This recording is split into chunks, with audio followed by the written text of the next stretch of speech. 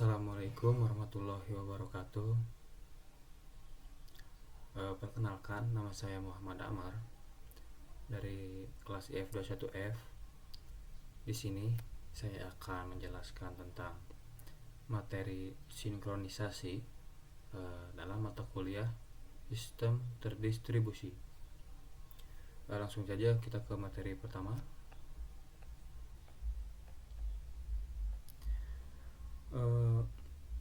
Pengertian dari sinkronisasi.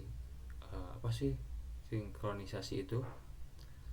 Di sini dijelaskan bahwa sinkronisasi dalam sistem terdistribusi adalah proses koordinasi antara berbagai komponen atau node dalam jaringan agar bisa bekerja secara konsisten dan serempak meskipun terpisah secara fisik.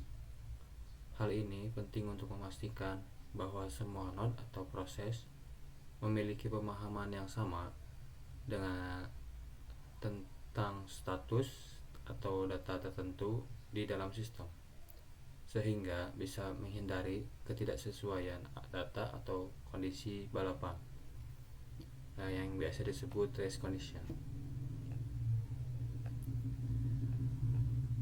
Ada beberapa aspek penting dalam sinkronisasi, yaitu sinkronisasi waktu, sinkronisasi proses, konsistensi data, protokol konsensus, ada juga sinkronisasi proses, dan terakhir ada recovery atau pengembalian data.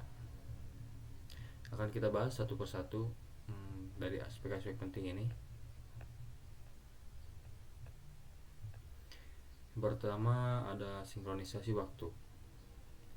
Jadi setiap node dalam sistem memiliki clock atau jamnya sendiri untuk memastikan operasi di berbagai node sinkron dan urutannya tetap konsisten. Sinkronisasi waktu sangat penting. Protokol seperti Network Time Protocol atau NTP digunakan untuk menyelaraskan waktu antara node, meskipun biasanya ada sedikit drift atau penyimpangan. Aspek selanjutnya ada konsistensi data. Sistem terdistribusi harus menjamin bahwa data yang diperbarui pada satu node akan konsisten dan terlihat sama di semua node yang relevan. Misalnya, jika ada perubahan data pada suatu node, sinkronisasi data akan memastikan bahwa perubahan ini diterapkan secara merata di seluruh node. Teknik seperti two-phase commit atau protokol konsensus, misalnya Paxos atau RAF, sering digunakan. Selanjutnya ada sinkronisasi proses. Dalam banyak kasus, beberapa proses di berbagai node perlu diatur dalam urutan tertentu.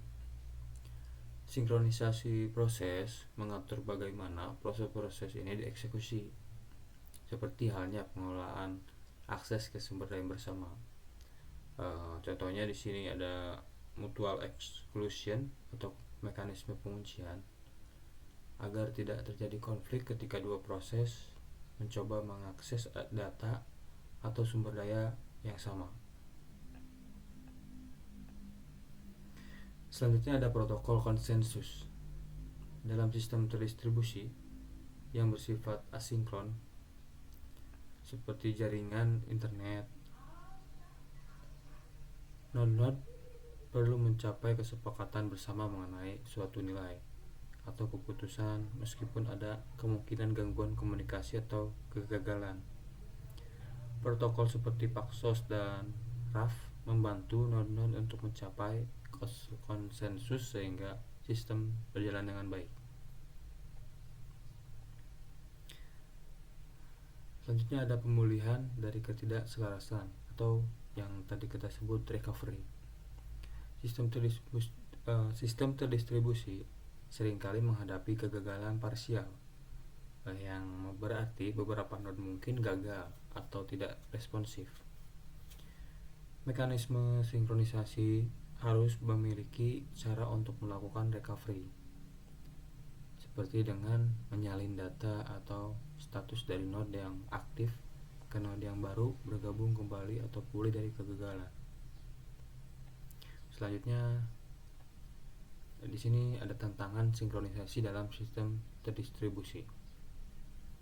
Beberapa tantangan utama adalah ketidakpastian waktu atau latensi, kegagalan komunikasi, skala sistem yang besar, dan konflik dalam urutan operasi seperti race condition yang tadi kita sebut.